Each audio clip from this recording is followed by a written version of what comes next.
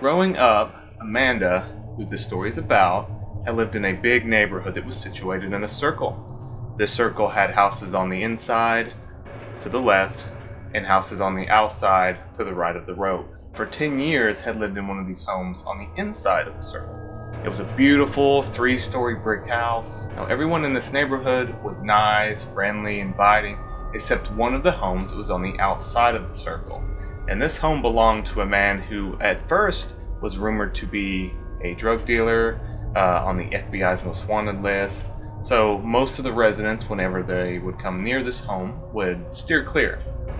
Now this home was surrounded by a layer of trees that would keep the home out of line of sight from the main road, but most people would know that what lay beyond this row of trees.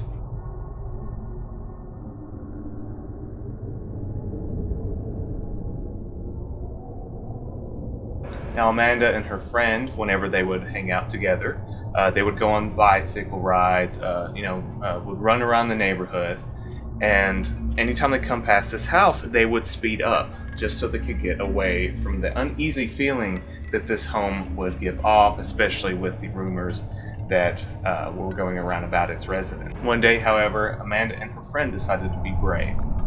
They approached the home, they got up to the tree line, they pushed the bushes aside, and they peered through to where they could see the home clearly. When Amanda and her friend were looking at the home, only Amanda had seen this, but a woman in a white gown could be seen staring back at her through the second-story window. Now, initially, Amanda kept this to herself. She didn't want to scare her friend. She didn't want people to think she was making things up. So she kind of buried this deep for the next few years. After this experience, Amanda and her friend, they hopped back on their bikes, and they decided to ride back to the house and just continue on like nothing happened.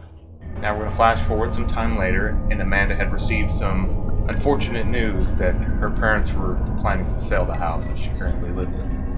Now understandably, everyone, including Amanda, would be upset because, you're moving out of a 10-year home. That's 10 years of memories, of experiences that you're going to be leaving behind.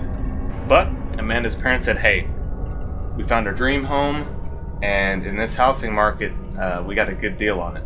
But what could they do? Amanda and her siblings, they were young, they didn't have a say in this kind of decision, so of course, they just went along with it. But that's not where things got a little weird. Not only were they moving, but the home they were moving to was on the same street that they lived on. And that's not even the worst part.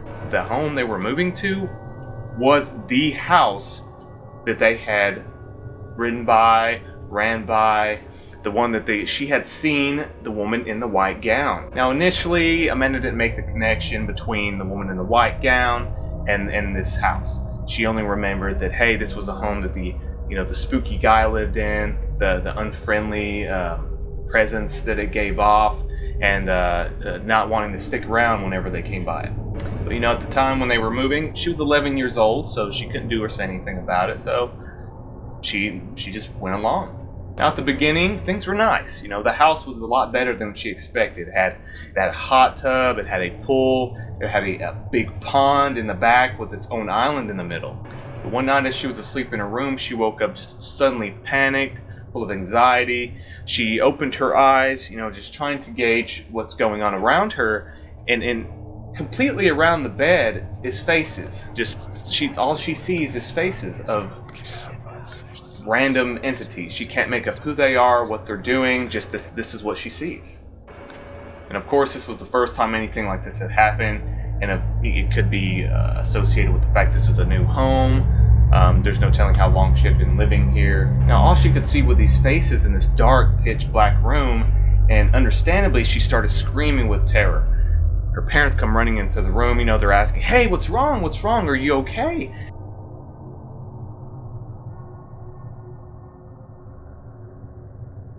At the time, she was still 11 years old, so it's expected that if she felt this way, that she would take up her parents' offer.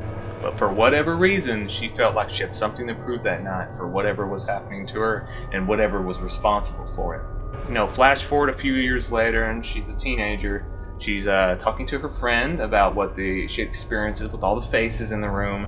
And then odd things begin to happen late at night besides just the faces. She was hearing knocking at the door. Whenever she would get up to use the restroom, she would hear footsteps in the house. She would hear voices, and she would get this incredibly uneasy feeling, as if she was being watched.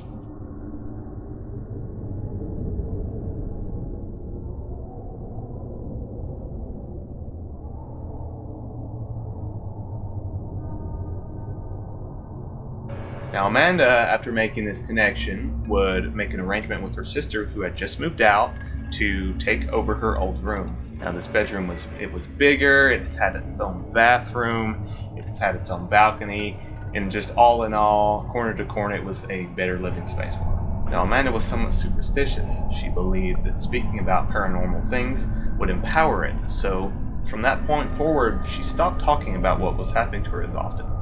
Anytime she would talk about the things she had seen, the things she had heard, she would notice an uptick in activity in the home.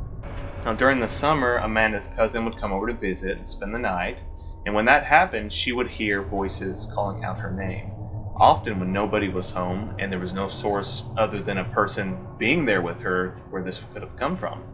It's around the age 18 at the same home, Amanda experienced one of the most frightening things of her life up to that point. Her cousin was spending the night with her at that time, so they're both asleep. It's the middle of the night, and they start hearing loud footsteps coming up the staircase towards her room.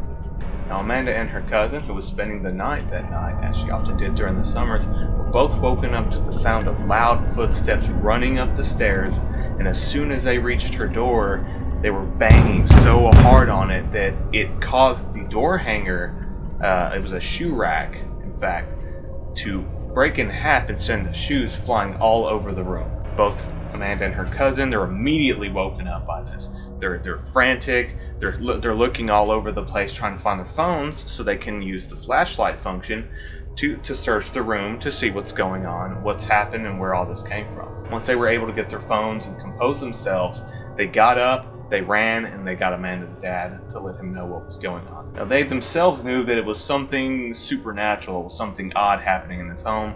Amanda's dad, he was more realistic, more down to earth, so he goes and gets his gun.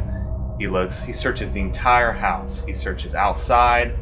He finds, to no one's surprise, nothing.